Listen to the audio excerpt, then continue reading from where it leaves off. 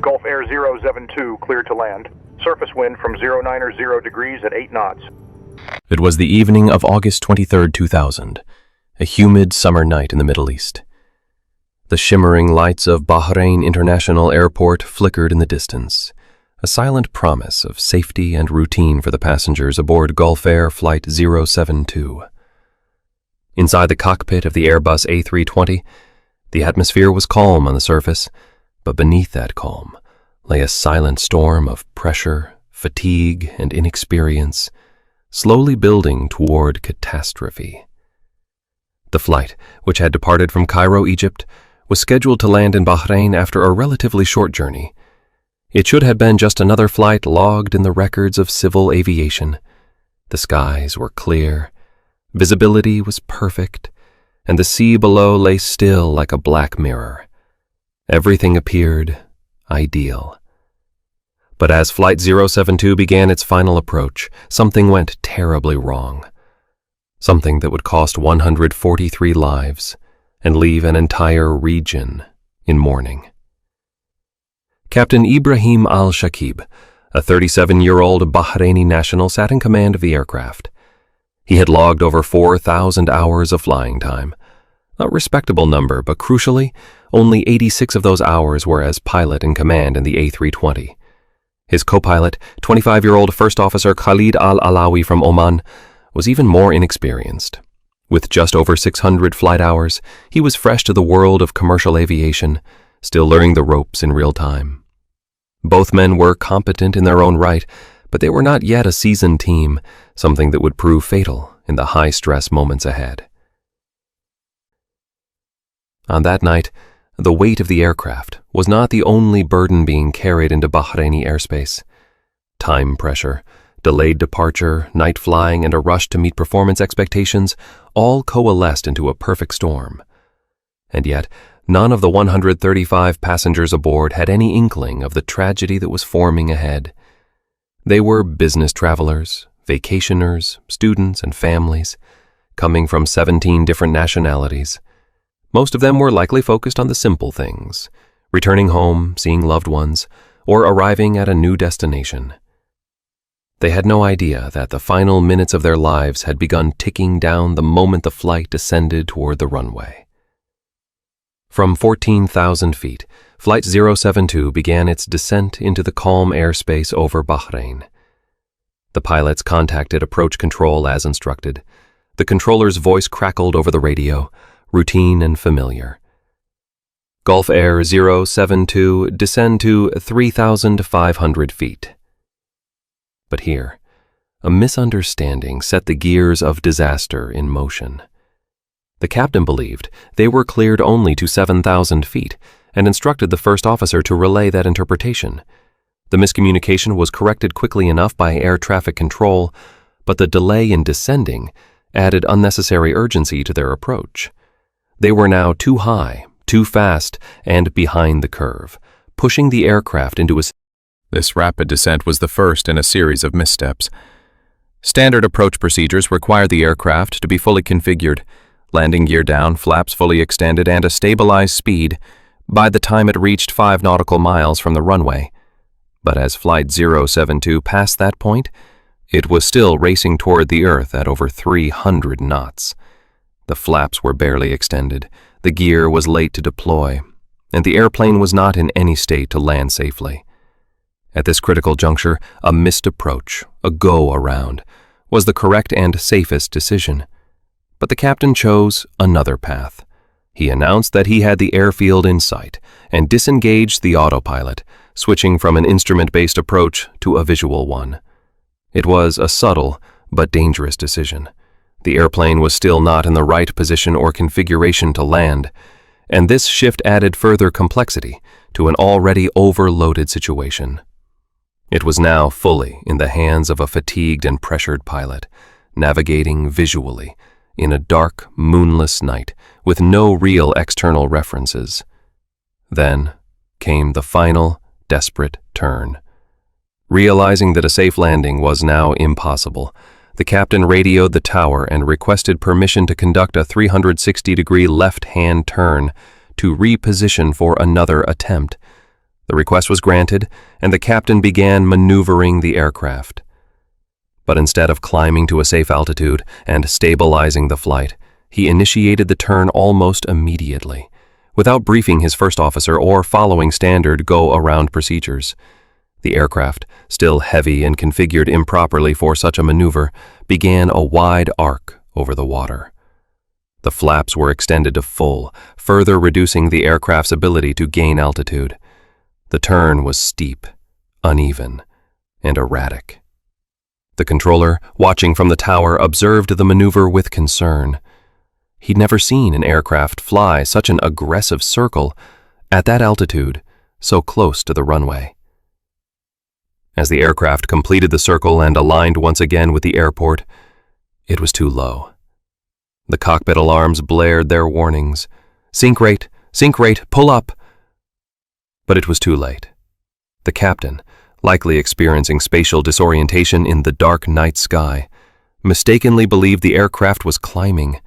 He pushed the nose down in response to an illusion, one that would prove fatal. The Airbus nosed over and plummeted into the Persian Gulf at high speed. There were no survivors. In the days that followed, rescue teams scoured the waters off the coast of Bahrain. The wreckage was scattered across the seabed in pieces, and the loss of life sent shockwaves through the aviation community and the nation. Families were shattered, and the Kingdom of Bahrain declared 3 days of mourning.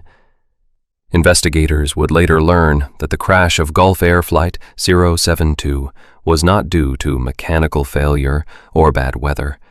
It was a chain of human errors, communication breakdowns, and the tragic consequences of inexperience under pressure. As the aircraft banked sharply to the left, a sense of disorientation began to set in within the cockpit. Outside, the lights of Manama blurred through the cockpit windows, casting reflections that made depth perception even harder. Captain Shakib, now fully flying the aircraft manually, struggled to maintain control. He attempted to level the aircraft and stabilize the orbit, but the speed and configuration made it nearly impossible. The A320 was not designed to perform low-altitude, steep turns with full flaps extended. Warning chimes began to sound, bank angle alerts, speed warnings, each one a signal that the aircraft was edging closer to the point of no return. Inside the cabin, passengers began to feel the unusual movements of the plane. Some looked nervously out the windows. Others tightened their seatbelts, sensing that something was off. There was no announcement, no calming voice from the cockpit to reassure them.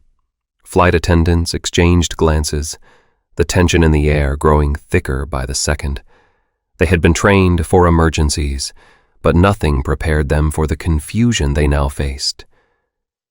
Back in the cockpit, First Officer Al-Alawi was overwhelmed. His inexperience showed in his silence. Rather than challenge the captain's actions or suggest a more conservative maneuver, he hesitated, frozen by uncertainty. In aviation, this breakdown in cockpit resource management, CRM, is dangerous.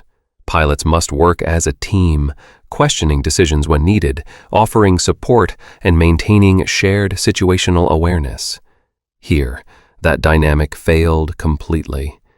Captain Shakib, now committed to the orbiting maneuver, continued to push the aircraft through turns that were increasingly erratic. The control tower in Bahrain watched in alarm. Air traffic controllers had already cleared the runway for a second landing attempt, expecting Flight 072 to climb back to a safe altitude and re-enter the approach sequence. Instead, what they saw shocked them. The aircraft was descending during the orbit, not climbing. It was low, far too low. At this point, the aircraft's altitude had dropped to just over 1,000 feet, alarmingly close to the ground, especially during a turn. The bank angle warning continued to blare as the plane tilted more than 40 degrees to the left, then 50. These angles were well outside the safe operating parameters for such an aircraft, especially with the nose pointed slightly down and the speed now unstable. Ground proximity alerts began sounding, a mechanical voice calling out, "Too low, terrain, pull up," pull up, but the warnings were too late. The aircraft, now at a dangerous attitude, began to lose lift. Aerodynamic stall was moments away. The engines roared as the pilots attempted to climb, but the drag from the full flaps and extreme bank angle countered any recovery effort. Then came the final fatal moment. The left wing clipped the ground. The rest of the aircraft followed, slamming into the earth near the coast, just minutes from the runway that was supposed to receive them safely. A fireball erupted, illuminating the night sky. The sound of the impact reverberated through the nearby airport and surrounding neighborhoods. Emergency crews were dispatched immediately, but what they found was grim. Wreckage strewn across the coastline, debris in the water, and no signs of survivors. All 143 lives on board were lost. The last few seconds were a blur of flashing alarms, of instinctive reactions, and of sheer disbelief. As the aircraft hurtled forward through the inky darkness, silence gave way to an orchestra of desperation. The ground proximity warning system had started its urgent cries, sink rate, pull up, pull up. But there was no coordinated response, no steady voice calling out procedure, no calm, practiced rhythm of a flight crew working together under pressure. There was just chaos. Inside the cockpit, the captain's hands moved over the controls, inputs born from confusion, not confidence. The somatographic illusion had firmly taken hold. In that moonless night, with no visual references and with the aircraft accelerating steeply, the captain's brain lied to him. It told him the plane was pitching up too far, climbing too sharply. In an act of unconscious betrayal, his own instincts became the final trigger. He pushed the side stick forward, commanding the aircraft into a dive. At that moment, they weren't aware they were mere seconds from the water. The speed increased, the altitude dropped rapidly, and neither man seemed to fully grasp what was unfolding. In that darkness, surrounded by instruments that now blurred into the panic, the realization came too late. The voice alerts continued their desperate plea, pull up, but the aircraft was now beyond recovery. In those final moments, Flight 072 was descending at a terrifying angle, slicing through the humid Gulf air. The lights of Bahrain had vanished behind them, leaving only the black canvas of the sea below, a sea that waited silently for what would be the final impact. And then an instant, a sound, a splash that could never be heard over the roar of destruction. At 7:30 p.m. local time, Gulf Air Flight 072 slammed into the warm waters of the Persian Gulf, just 4 kilometers northeast of the runway they never reached. All 143 souls on board perished. In less than 5 seconds, the plane disintegrated on impact, sending wreckage, luggage, and shattered dreams to the seabed below. The Airbus A320, now committed to a desperate 360-degree left turn, was in a dangerously vulnerable state, low, fast, and unstable. The nose pitched erratically, the bank angle shifted inconsistently, and the airframe strained under inappropriate flap settings. Inside the cockpit, confusion reigned. The first officer, still relatively new to the aircraft, and likely overwhelmed by the rapid series of non-standard maneuvers, followed orders silently. There was no assertive challenge, no critical call-out, no questioning of the captain's decisions. The cockpit had become a vacuum of coordination, where critical thinking had been replaced by reaction and compliance. The crew was no longer flying the plane, they were simply responding to it. Outside, the shimmering city lights of Bahrain blurred against the black sea and moonless sky. The runway, which moments ago had been within reach, now disappeared behind them, and with it, so did their last clear visual reference. As the aircraft completed the orbit and began to cross the runway center line once again, the situation rapidly deteriorated. The autopilot was off, the autothrottles fluctuated, and a crucial safety protocol, the standard go-around procedure, was ignored. Instead of climbing steadily to 2,500 feet as advised, the captain made another judgment call, one grounded not in procedure, but in a desperate attempt to recover control. He called for go-around power, an emergency thrust setting meant to propel the aircraft away from terrain and back into a climb. But this action came with a dangerous catch. At such a low altitude and with no visual horizon, the surge of thrust likely triggered a somatographic illusion, a trick of the human senses in darkness and acceleration. To the captain, it felt as if the aircraft was rearing back into a steep climb. But in truth, it wasn't. The sensation deceived him. His instincts betrayed him. Believing the plane was climbing too steeply, he pushed forward on the side stick. In the dark, without ground lights or stars, this moment became the final, fatal turn. The aircraft, instead of rising safely into the sky, pitched down into a steep descent. The engines screamed at full power, the airspeed surged, and still no one pulled back. The first officer, unsure or possibly unaware of the depth of the dive, gave no counter-input. The captain issued a flurry of orders, raise flaps, gear up, but never once fully committed to correcting the nose-down attitude. Sink rate, pull up. But no one pulled up. At 7:30 p.m. local time, the aircraft struck the calm surface of the Persian Gulf. The impact was instant, violent, final. In the darkness, just 4 kilometers from safety, the 143 souls aboard Gulf Air Flight 072 were lost forever. The news spread quickly across Bahrain, then across the Gulf, and soon around the world. Rescue divers and recovery teams rushed to the crash site, where wreckage floated amid a slick of jet fuel and silence. The sea was shallow, barely 3 meters deep, but the destruction was total. There were no survivors. Families clung to hope until names were confirmed. Airports fell silent in mourning. Communities grieved.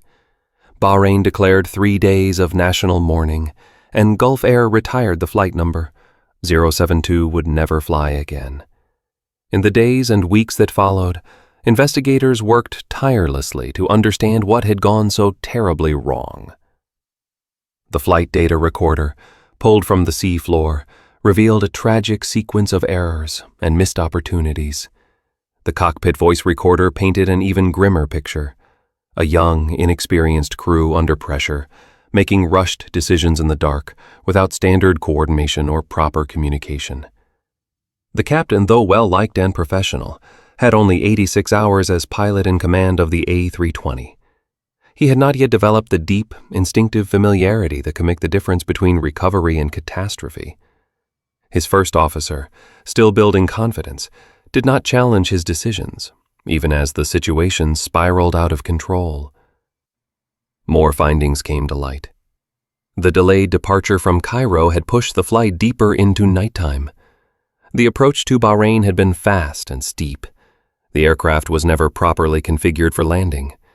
The missed approach, already difficult at night, was conducted without adequate briefing. The visual approach was attempted without visual references. And worst of all, the fatal input, pushing forward on the side stick during a go-around, was likely triggered by an illusion.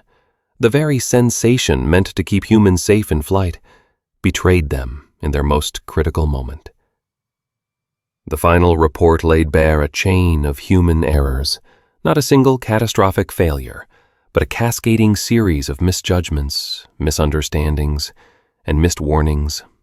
The root causes were clear: lack of adherence to standard operating procedures, ineffective crew resource management, and a dangerous reliance on visual cues in a dark environment where no such cues existed.